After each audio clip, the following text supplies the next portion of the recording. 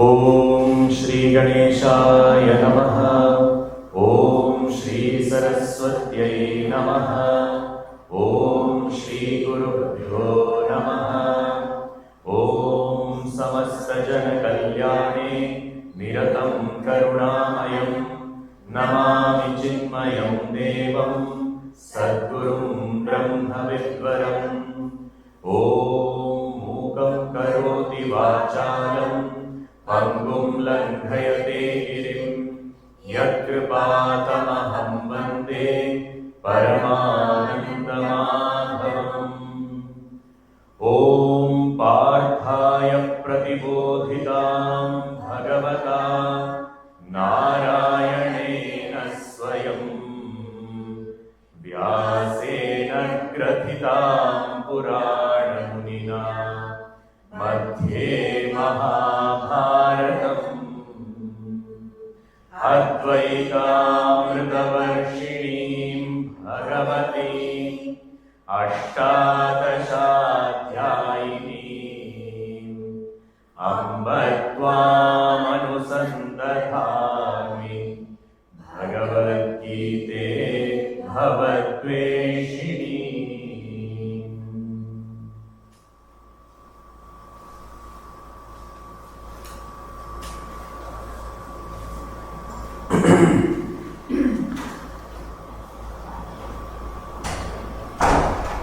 On Dhritarashtra's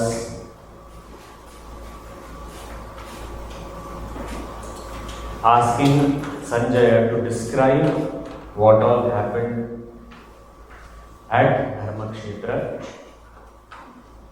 where all these Pandavas and his own children had assembled to fight. Sanjaya started his narration from the description of Duryodhana. Duryodhana, who did not expect Pandavas to have such a big army, and in that moment of shock, stress, nervousness, like a child runs to a mother for some solace, some kind of feeling secure, he also ran to his Guru, his Acharya, Drona. And in his venting out, lot of information about his mental state we can find, where we find Duryodhana looking at the army of the Pandavas and enlisting the great heroes standing there ready to fight. There is this disbelief and also there is an element of fear. Also, there is this disrespect which was inherent in him towards his teacher, where he addressed his teacher with words which were not suitable in that place and that occasion. Besides that, we also find that he has that arrogance to say that all these people who have assembled on his side are all there just to give up their lives for his own sake. So he has dismissed off all the greatness of the people there because of whom the armies have come together. He has dismissed off any higher cause. Here, from Duryodhana's perspective, this war is for him. Madarthe tekta jivita means there is no higher cause. This I am fighting for my own personal gain. I have to prove something. I have to take away or retain whatever I have already taken away. So there was nothing else beyond that for him. In this talking, we can see Duryodhana's inherent manipulative nature, where he is not very straightforward, just to make things softer or just to make his guru feel happy or less angry, soften his own blows. He has enumerated his own army generals, in which he has included 3 of the teacher's family. He said, it is your family which is supporting me. So there is this, in communication also there is this manipulation. It's not a very straightforward type of talking. So, oh, I did something wrong, maybe he'll feel bad, just to please him, let me correct myself by doing something which will make him happy. It is not that I mean it. But, so here there is all these kinds of Duryodhana's tendencies, and ultimately he is saying that the army of the Pandavas protected by Bhima seems to be, initially or superficially we find that it is limited, but the same words also convey that this army seems to be limitless, it seems to be huge, and our own army, which one meaning of the word says our army is limitless, but actually it is insufficient to face the Pandava army. So both these paryaptam, aparyaptam, these words, we have the meaning sufficient, insufficient, or limited or limitless. So with these words, here Vedavyasa has very beautifully brought out both these mental states of Duryodhana. On one side, there is overconfidence, and on the other side, there is fear also. All these things we find in Duryodhana, and ultimately he now starts giving commands. Raja Vajanam Abravi. He thinks he is the king, he can order around, so he is giving command. To whom? His own teacher. And what is he saying? Not just the teacher, he is addressing the whole army, whoever he can reach out to. He is saying, the 11th verse we have already read, once more we will chant all together. Ayaneshu cha sarveshu yatha bhagamavasthitaha Bhishmameva bhirakshantu bhavantas sarva evahi. Bhavantah sarva evahi. All of you. So he is addressing everybody standing there. Except Bheeshma Pitamaha, he is addressing everyone else. All of you standing here. Bhavantah sarva evahi. Where are you?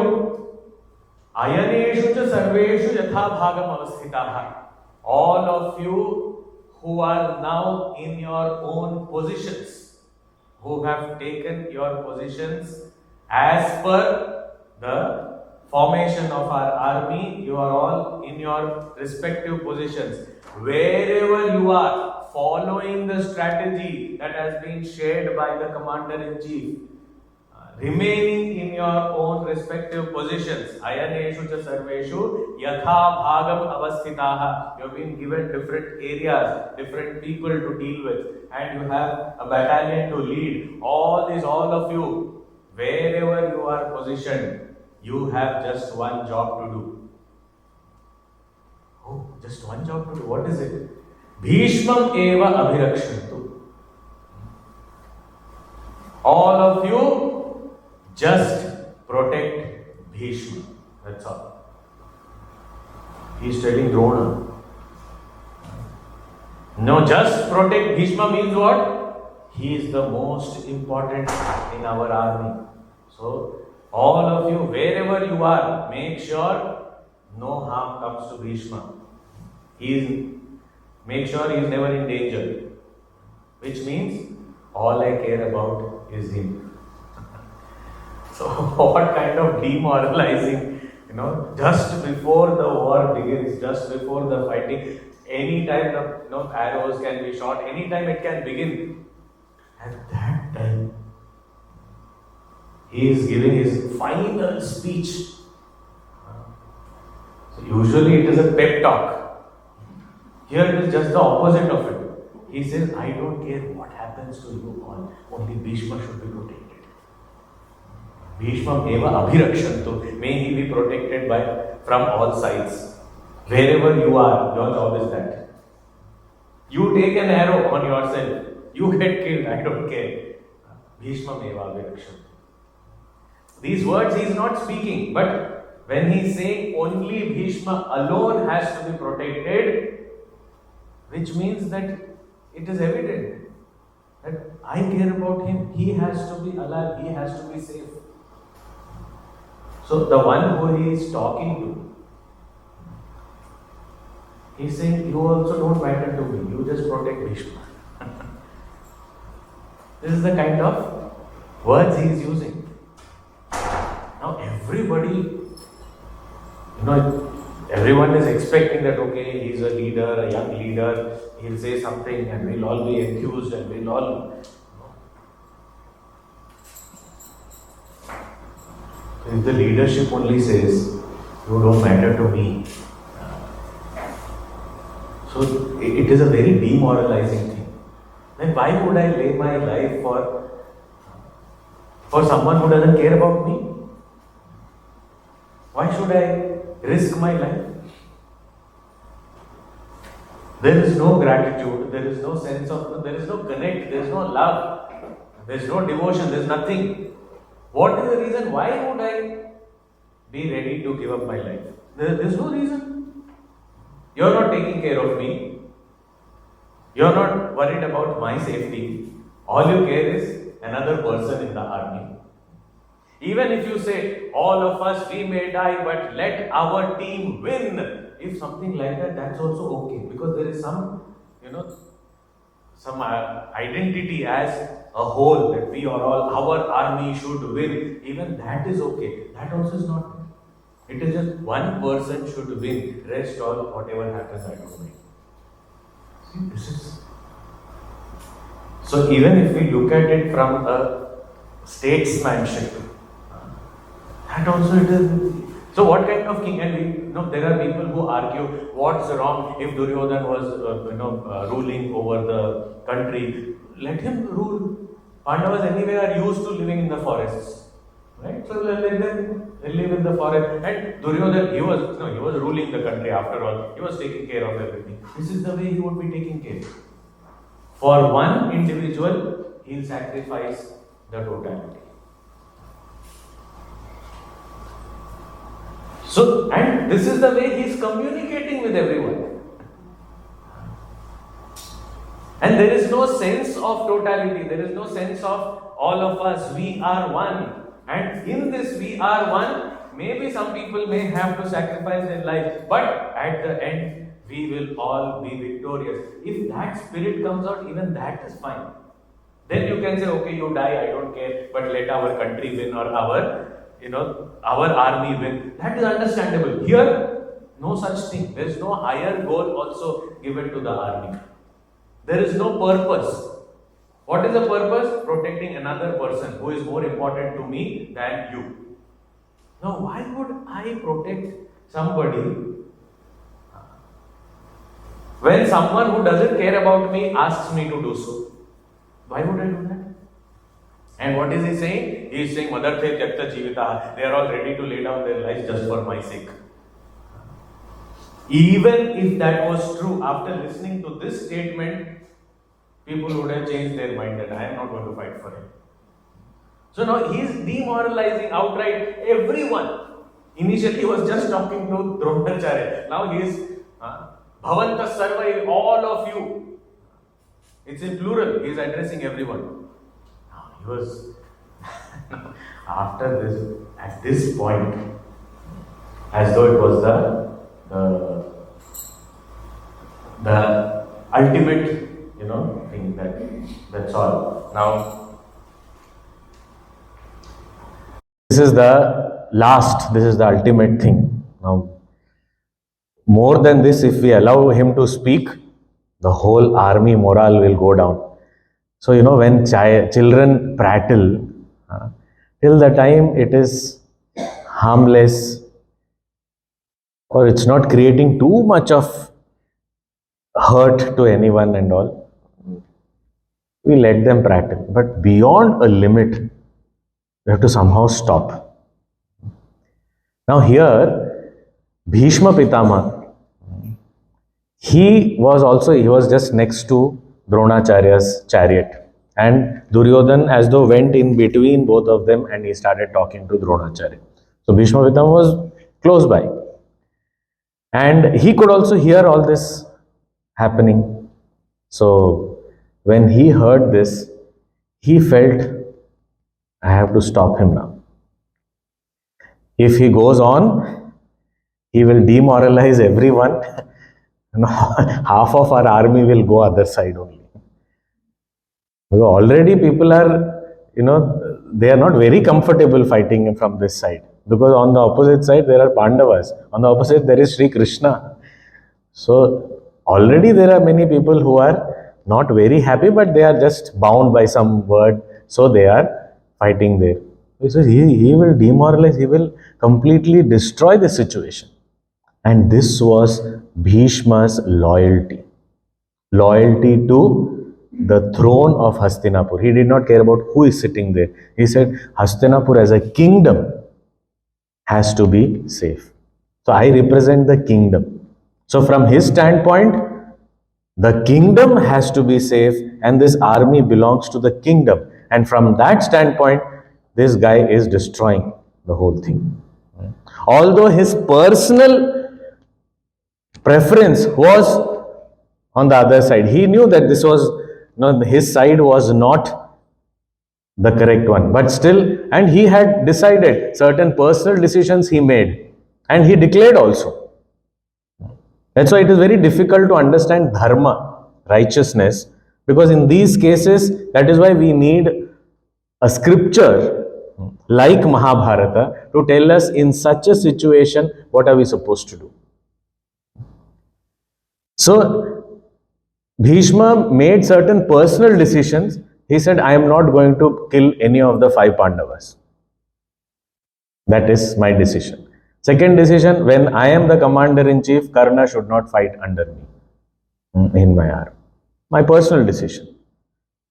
So he had mentioned these things. But as a professional, if we have to say, we also, we keep asking that how to balance between personal life and professional life. This is an example. Professional life, he was dedicated to the throne of Hastinapur. He was dedicated to the kingdom, the motherland. He said, I have to make sure this army is safe and this army is led in the right direction. And for that, I will do whatever is required. This, for him, it was grandson. The grandchild is just prattling away. And in the process, he is demoralizing the forces. My army is getting demotivated. I can't take this anymore. So I have to stop him. But how to stop? Now, if somebody is talking and you go and say, keep quiet, don't talk, enough, stop that. If we say that the one who is speaking gets demoralized, right? If we immediately go and stop. And Bhishma, being a mature elder, also understands that he is not speaking and he is not meaning everything that he is saying. Of course, his disrespect and all is there inherently. But many of the things he is not meaning to say, because the overconfidence that is seen outside is actually fear inside. So if I ask him to keep quiet, maybe that fear will be increasing in him. He himself will get scared. He himself will get demotivated. So there is a sensitive person here. And do we not face such situations where we have to stop a person from doing something that person is harming without even knowing? Now, we don't have anything against that person. In fact, we are in the team of that same person. But if we abruptly stop something, with authority we stop, we command that person to stop, that will demotivate that person, which will again be a total loss for me only. So, what do I do? So I have to stop him. I can't let him go on and on. At the same time, I cannot demoralize him also. This is a very difficult situation. So what do I do? Here Bhishma Pitamaha gives us a solution. One solution. It may work, it may not work. But in this situation, it did work. But it had its own consequences also. So what did Bhishma Pitamaha do? And as a result, what happened? So we'll read verses 12 and 13. Tasya sanjanayan harsham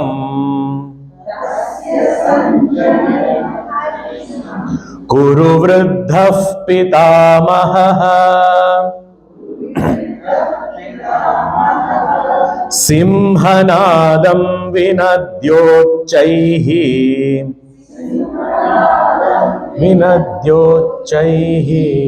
Shankham dadhmau pratapavan Tatash shankhascha bheryascha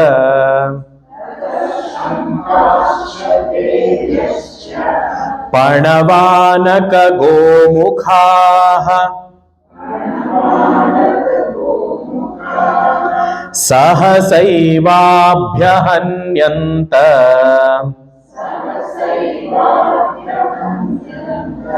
Sashabdastumulo bhavat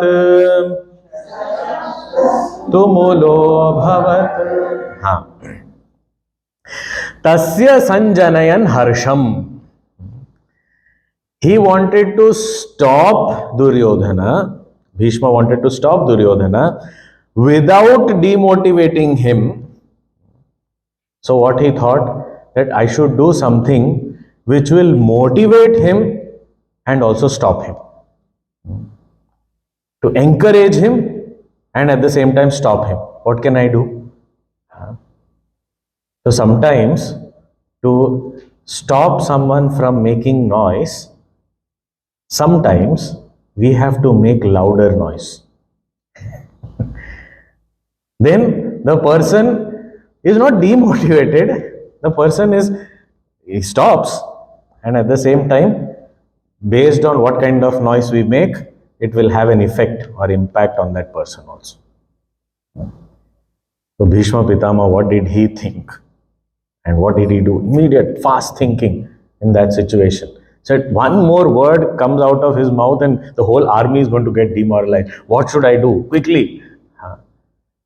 So Kuru Vruddha Pitamaha, he was the grandsire of the entire family. It is actually this Mahabharata war had 7 generations of the family fighting the war. 7 generations. And this Pandavas, Kauravas, these cousins, they were in the middle. So they were 3-4 generations above, 3 generations above and 3 generations below, something like that. So there was Bhishma Pitamaha's uncle was also there in the war. He actually, age-wise, he was the eldest. But he was not that very popular. Bhishma Pitamaha was the most popular. That is why Kuru Vrittaha, the eldest among the Kuru dynasty, was this Bhishma Pitamaha. When we say eldest, he was not just old physically, he was also wise. He was also walking the path of righteousness. So this Kuru Vriddha Pitamaha, this grandsire Bhishma, what did he decide to do? Tasya sanjanayan harsham. To enthuse him, encourage him, to motivate him, to shake him out of this, slowly that sinking that he was going through, to shake him out of it. Harsham, to create some joy and that kind of enthusiasm in him. What did he do? Simhanadam vinadyochaihi. Uchaihi, loudly. Simhanadam vinadya. Loudly he roared like a lion. Who is he? Senior citizen. But he roared like a lion. Okay, he had that was his strength.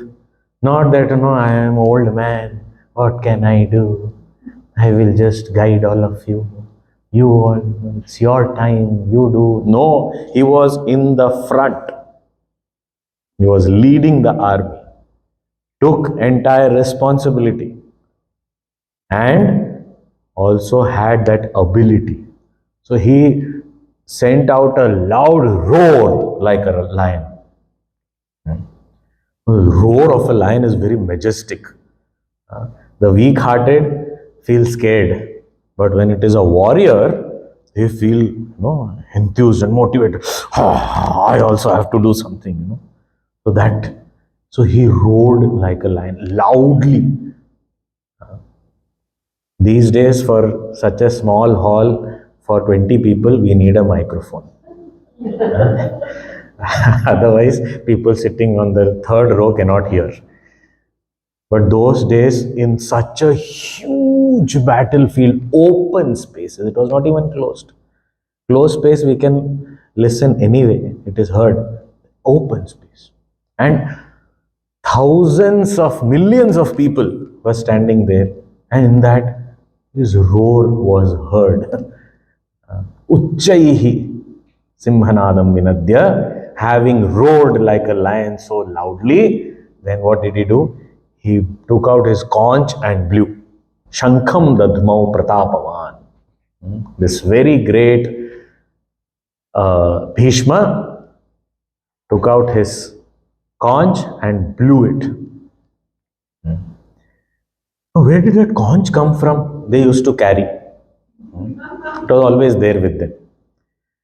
Whenever they used to go for some battle, they had a conch and it was like declaring the war.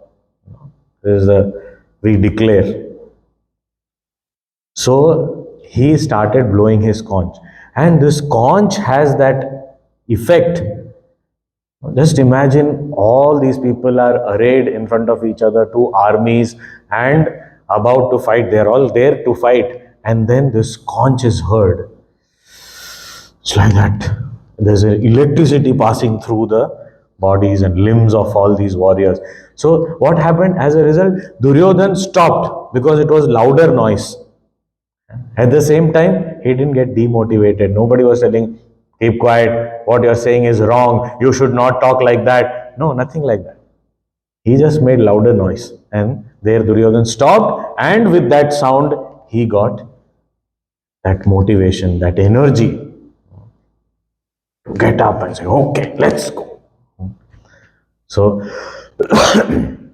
as soon as the commander-in-chief, Bhishma, what was his purpose of blowing the conch and roaring like a lion? His purpose was to enthuse Duryodhan and to stop him from prattling further. But he was the commander-in-chief. And when the commander-in-chief declares war by blowing his conch, what will happen to the army? The whole army, they said, they were all actually, the bigger family people and the members of this Guru dynasty and the various other relatives and other great warriors, they were all, they understood there was a lot of mind games going on. But just think about the soldiers on foot with a spear and a shield in their hand and waiting. Now they must be waiting. What is happening? We have come here and we are just standing. When will it begin? We are here with eager because they have all come for this purpose. They are trained for this purpose, they have gathered for this purpose, and they are waiting. Okay, now when will that command be given? And we are ready to attack. Waiting. And then this Duryodhan is going somewhere, he is talking something. So, what is happening here? So they were also waiting, they were also maybe eager. And suddenly this conch was blown. As soon as they heard what happened, all the others also, tata shankhascha bheryascha panavanaka gomukha, all these different instruments, Conches, of course, conches, many great warriors had their own conches, but the entire orchestra started playing. So they used to have these big kettle drums and big types of trumpets and all. Whatever, they used to play this music also according to the mood. And in this war period, there were tunes that were suitable for this mood to get the warriors ready, inspired to fight. So they started, the entire orchestra started fighting. Even now, armies, they have a band. But what we are shown in various displays and all is a small little band, and then they come and then they go away. Over. The band is over. But here, every warrior had his own conch and also some other. And if they did not have anything else, they had a metallic shield and a sword or a spear. So they used to hit that and make noise. It was just to create. If that also did not work, they used to make some noise with the using the mouth. But they used to create so much of tatashankhascha bheryascha panavanaka gomukha, all these different types of instruments. Everyone started playing. Sahasa eva abhyahanyanta. All of a sudden, all people started blowing conches and playing different instruments, declaring the war from that side of the army. Sahasa eva abhyahanyanta. Oh, just imagine 11 Akshauhini of Sena making this kind of noise. What kind of noise would it be? So here, Sanjay is describing Sashabdaha, that noise was tumulo abhavat.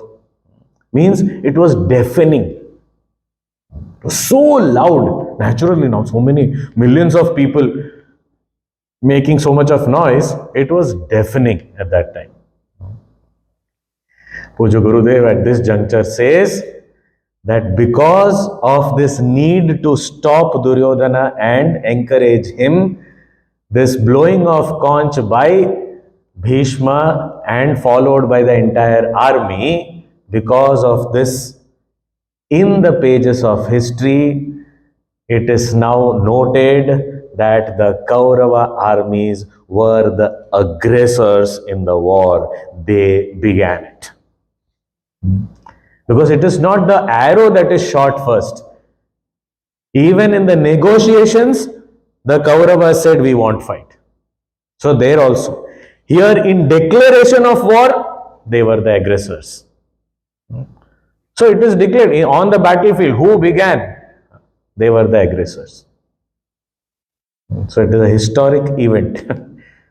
And what was the need for them to begin? Duryodhana. To stop him. So sometimes some action which is undertaken for just taking care of one individual who is very difficult to handle. But if that action is undertaken by a leader, and then everyone follows it. See, those who are following did not know why he blew the conch. This is what happens to us also many times. The leader did it, so we all followed. But what was the purpose of the leader to do it? This commander-in-chief, Bheeshma Pitamaha, why did he do it? He did it to encourage Duryodhana, stop him from further creating any damage to the army. So, purpose of Bheeshma Pitamaha was clear. But what did it end up in? A war cry from the army. So the purpose, why we are doing what we are doing, Puja Guruji often says this. This is a question that we must ask, but we seldom do so. Why are we doing whatever we are doing? What is my purpose of every action? Just because somebody is doing, I am doing. Is that right? Is that the right purpose? What is the purpose? Why am I doing this? Anything it may be. Small decisions or more significant ones, whatever it may be. But what is my purpose? Why am I doing this? So here the Kaurava army declared war from their side. Now if one army declares war, the other army, if it does not respond to it, then it is not worthy to fight. You have to respond. Now, till this point, that is verse number 13, was description of Duryodhana and related to that army. Now, Sanjaya goes to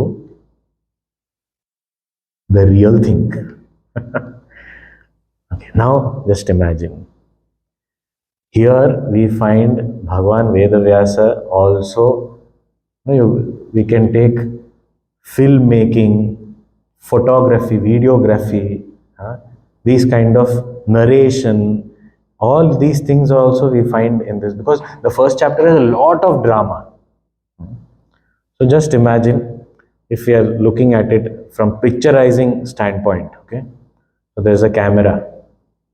So the camera was zoomed into Duryodhan, and so from the based on the narrative of Sanjaya, it was zoomed into Duryodhan and Dronacharya, and then it panned to Bhishma, and then it zoomed out to the entire army, saying all of them started playing their instruments, and it was deafening sound. Okay, so now it's a zoom out towards this. Now it has to move to the Pandava army. Okay, it is moving out. It does not want to, Sanjaya does not want to talk in general about the Pandava army. His focus is very clear. Because what we are studying is called Bhagavad Gita, and Bhagavad Gita is a dialogue between Sri Krishna and Arjuna. So that is the main subject matter. So when the camera is moving towards the Pandava army, simultaneously it is zooming in also. If we have done some videography, we will understand what is happening. Because it is only Shabda, these are all words only. There is narration.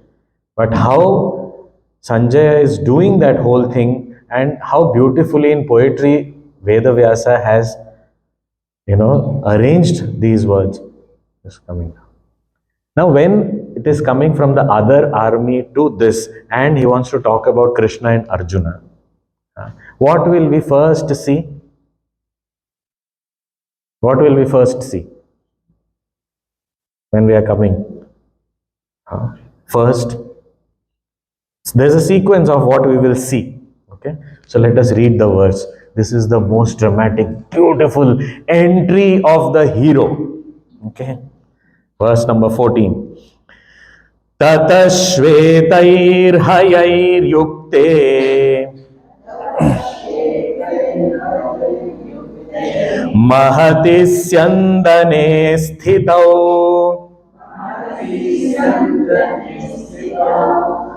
माधवः पाण्डवश्चैव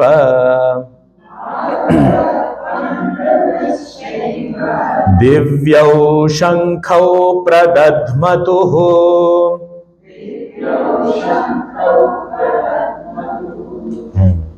Tataha, thereafter.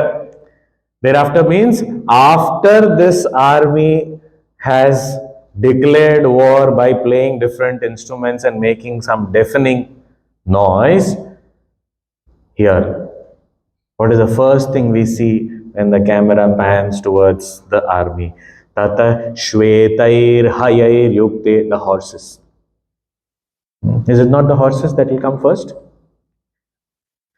The sequence of how one would see. See, because here Sanjaya is describing to someone who has never seen. So the entire picture has to be clear. So he has to take his gaze from his dear Duryodhan, where it was focused, to the entire army, and then bring it to where he wants to bring it eventually. And there also he begins with, when you start looking, first the white horses, very strong, very beautiful horses. Shvetair hayair yukte. Then we go further, and what is there behind the horses is the chariot. Syandana. Syandana means chariot. Mahatisyandane sthitau. That beautiful chariot, grand chariot. It's a beautiful grand chariot which is yoked to the horses. And when we see on the chariot also, first in the front, who will be seen? Madhavaha, the charioteer is seen first. Then behind him, Pandavaha, Arjuna. Madhava means Sri Krishna. So this whole sequence of scene is such perfect way of, how would somebody, and even, in movies and all we must have seen, when they have to show the entry of the hero, will they straight away show the face? They'll never show. Typically what happens, there's a small child and it's running, and then as the child is running, they show the feet running, and as they are running, they grow up suddenly, becomes a man's feet. Then slowly from behind they will show somebody is running behind. Then they will show a side profile, and then from there long shot, and then there will be like close up front view of the hero, and then that's when the audience whistles and claps in the theater. This is the typical any movie. So it will not be like a ordinary entry, somebody is entered, especially in Indian movies, any language, because hero is like God. So you can't show the hero just like that entering. Here, it is God who is the hero. so, so naturally it will be, that dramatic entry. So first show the horses, then the chariot, then seated on the chariot as the charioteer, the driver of the chariot, and then the warrior behind him. So this whole picture, Tatashvetair hayair yukte mahatisyandane sthitau madhavah pandavaschaiva. This whole picture, it has to actually come in front of us.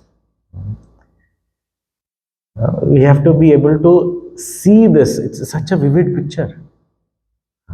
If we are able to visualize, if we are able to see this actually in the battlefield of Kurukshetra, and becomes a reality in our life.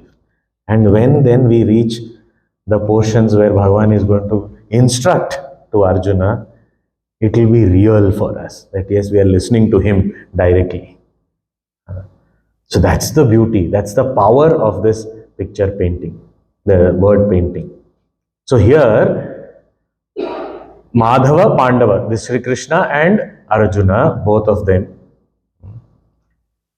what did they do? Divyau Shankhau Pradadmatuhu. They blew their divine conches.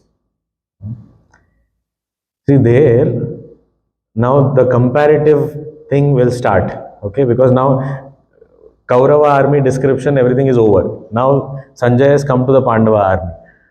The details that he gives in the Pandava army it very clearly shows, it is giving hints to Dhritarashtra, oh king, nothing great is going to happen for your sons, don't be hopeful. So he's giving hints, he's trying to indicate, and also this shows where Sanjaya's heart is also. Because where our heart is, there our descriptions are more in detail. And where we really don't, we are indifferent about, okay, he blew his conch, over. And then everybody blew their own conches. Oh, it was deafening sound. Here, first of all, conch, not ordinary conches. Now, conch is not an arrow that is going to kill the enemy, but no, that is also very significant. The conches are also divine conches. Okay, Sanjay does not stop there also. They blew their divine conches. Okay, then now he is giving the names of each one's conch. It is not just, okay, conch they blew. It is not a common noun. There are proper nouns. It's like, everyone walks their dogs in the morning in the park. That is a general statement for everyone. So it's very general. Then we give each and every. This guy was walking Bruno. That guy was walking. So different names. So all different names. You are every name. So now whenever you say that this is a name is given, which means there is more importance associated to it. Otherwise, everybody blew their conches. So first of all, it's a divine conscious. Okay, then what are these? So he's giving the names of conscious of Sri Krishna and all the five Pandavas, not just Arjuna, all the five Pandavas. So this person, this Pandava blew this Pandava this blew this conch. So he's saying, Panchajanyam Hrishikeshaha Devadattam Dhananjayah Paundram Dadmau Mahashankham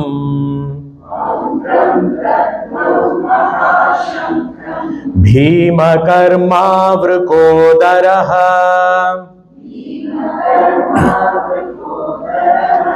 Ananta Vijayam Raja Kunti Putro Yudhishthiraha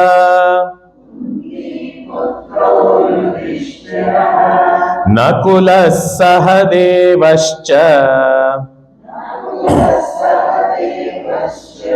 Sughoshamani Pushpakau.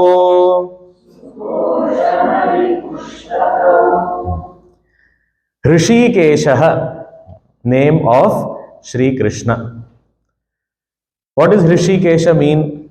One meaning is Hrishikesha. So Hrishikesha means the one who has all curly hair. Hrishikesha. And another meaning is Hrishika and Isha. So two ways we can break these words. So Hrishika means the senses. Isha means the Lord of the senses. The one who has complete mastery of over his senses, his mind, is Hrishikesha. So one is the one who is having curly hair. So that's such a captivating, attractive form he has, Hrishikesha. Another meaning, he is very capable. He has his senses and mind under his control. This is second meaning. And third, the spiritual meaning of Hrishikesha means the Lord of the senses, not just of one set of senses, but all the senses of all beings, the one Lord, because of whom the eyes can see, the ears can hear, the nose can smell. That Lord who is the supreme consciousness, that Lord, Hrishikesha. So Hrishikesha has meanings at all different levels. So Hrishikesha, Sri Krishna, what did he blow? Panchajanyam. Panchajanya was his conch, the name of his conch. And it is said, after completion of his studies, in the Gurukul of Sandipani Maharshi, and it was Shri Krishna's Guru Sandipani, after whose name Puja Gurudev also has established our Gurukulas, the learning Gurukuls where Vedanta is taught for 2 years as residential courses as Sandipani Sadhanalaya. And a course is going to begin the coming January, 15th of January.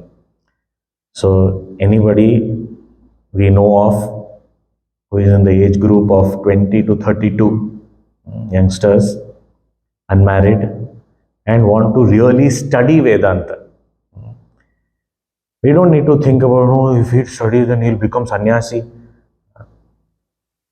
We are not insisting on anybody should become sannyasi. This is not a making sannyasi course. This is Vedanta course. So here Vedanta is taught and someone wants to really study sincerely, And we encourage youngsters because that is the right age to study this.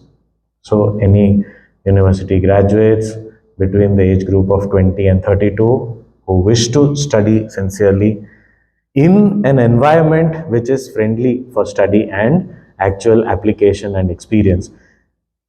This course is going to begin and one can apply till 30th of November. There is time. So please do spread the word. Can we? We don't want to create Duryodhanas in this society. If at all, confusions may be there, but at least it should be like Arjuna who has Krishna by his side. So we need to have the knowledge given by Krishna by our side. We may get confused and deluded, but it should be useful for us to not only clarify for ourselves, but also help others. So this is an attempt to create Krishnas and Arjunas. Anyway, that was a spiritual break in between. Coming back. So, Krishna, after completion of his studies under Rishi Sandipani, went with great gratitude and said, what can I offer as Guru Dakshina to express my gratitude? The Guru said, I don't have anything to ask of you. Please go and ask your Guru Mata. The wife of the Guru used to be considered as the mother. So said, go and ask her if she wants something.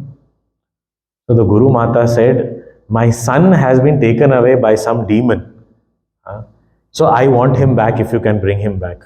Krishna said, of course, right away. And they said he went into the ocean. And there in a conch, this demon was hiding. He pulled him out, destroyed him, brought back the son, gave him back to the Guru and took that conch as a souvenir.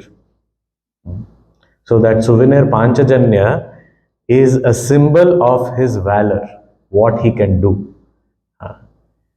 So Panchajanyam Rishikesha. Devadattam Dhananjaya.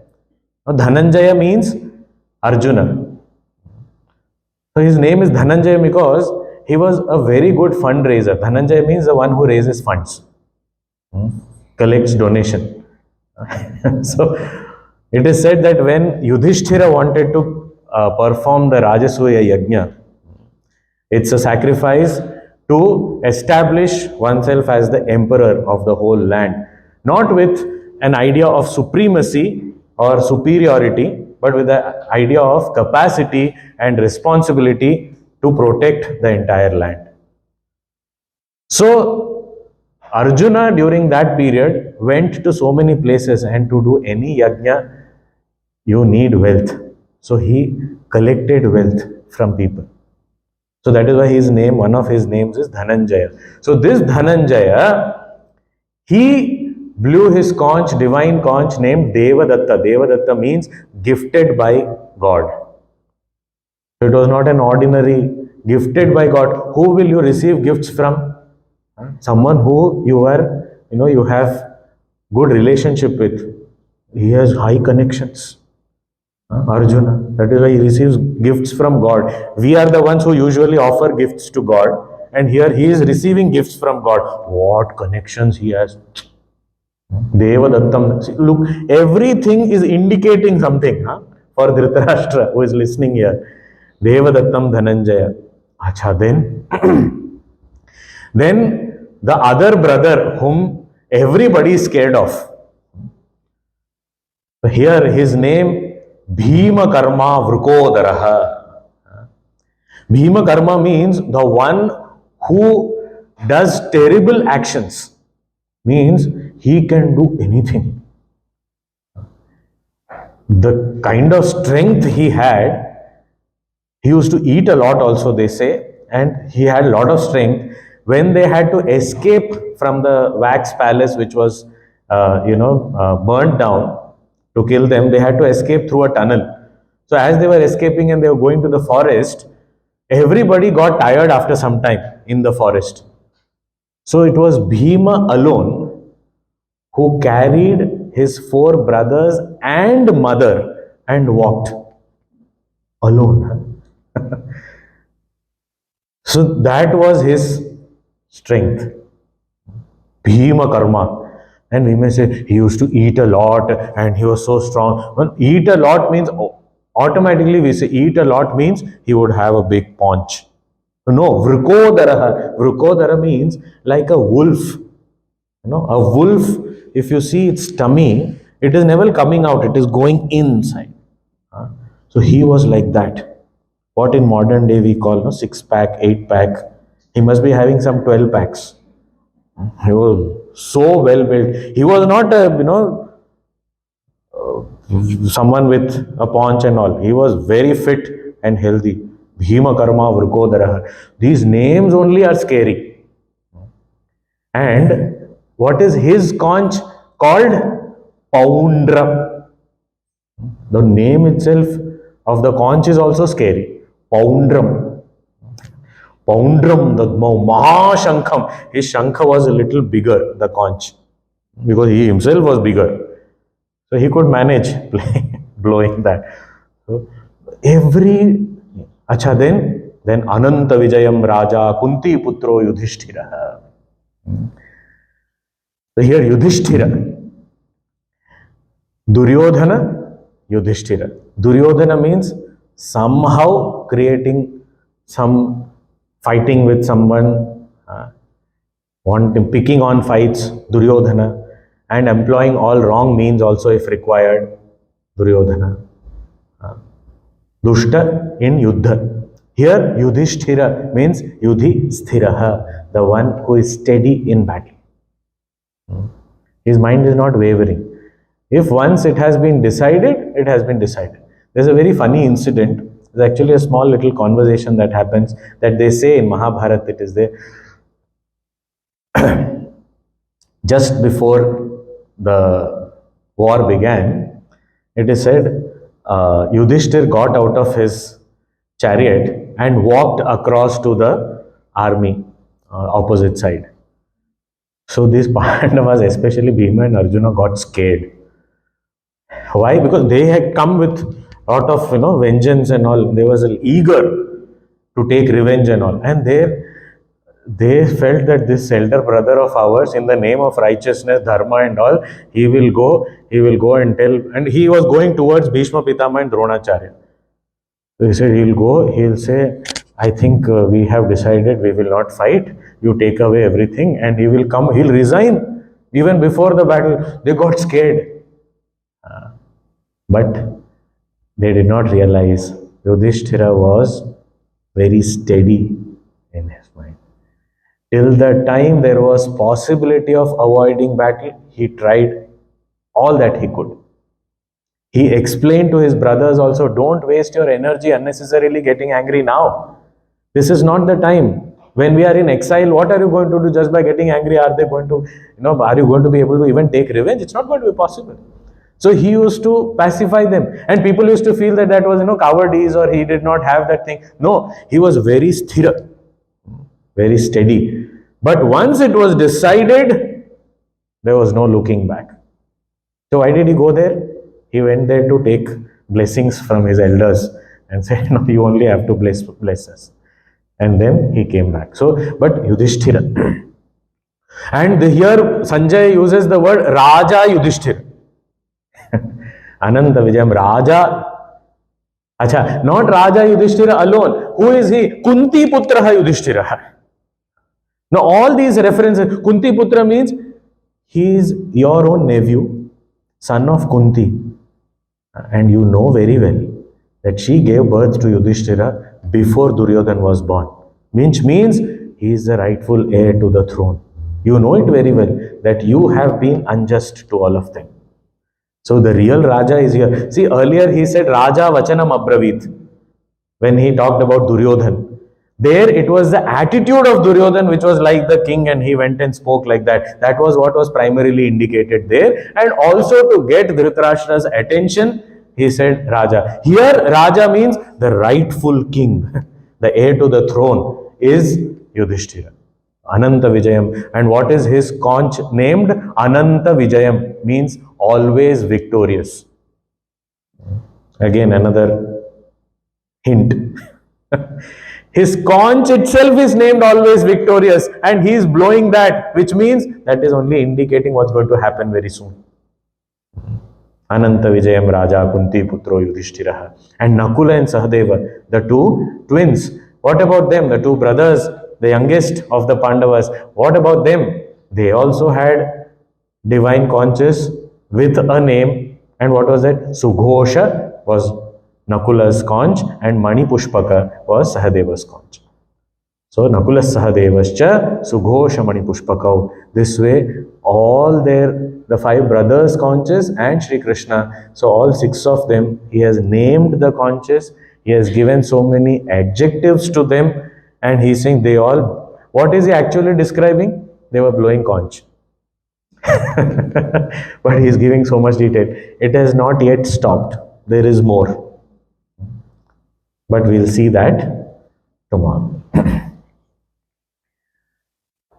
Om Purnamadah Purnamidam Purnat Purnamudachyate Purnasya Purnamadaya Purnameva Vashishyate.